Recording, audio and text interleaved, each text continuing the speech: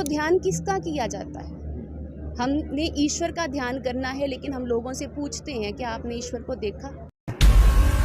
ये तो वो बात हो गई ना, आप एक डॉक्टर के पास रोग लेके जाते हो, तो अगर डॉक्टर आपको ये कहे कि पहले रोग ठीक करके आओ, अपने रोग पर खुद मेहनत करो, फिर मैं दवाई भी दे दूंगा, तो ये तो गलत हो।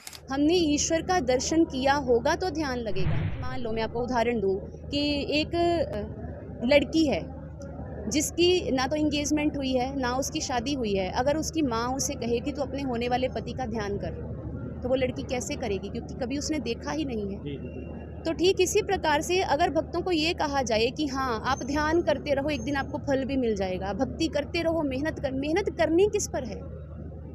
सदगुरु सबसे पहले ईश्वर का दर्शन करवाते हैं, ये हमारे ग्रंथ कहते हैं।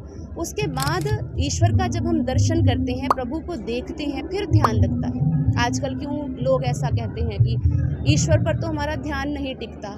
टिकेगा कैसे जब तक हमने ईश्वर को देखा ही नहीं, हमारे पास एक टारगेट नहीं है। ईश्वर सदगुरु क्या करते हैं, सबसे पहले टारगेट पॉइंट देते हैं। आपने ध्यान किस ब्रह्म ज्ञान के द्वारा हमारी थर्ड आई को ओपन करके हमें अंदर की यात्रा करवाते हैं, हमें अंदर ईश्वर का दर्शन करवाते हैं, फिर हमें वो टारगेट दे देते हैं। उसके बाद फिर जब हम ध्यान करते हैं तो फिर हम धीरे धीरे ये भक्ति की यात्रा करते हैं, उससे पहले ये यात्रा संभव नहीं है।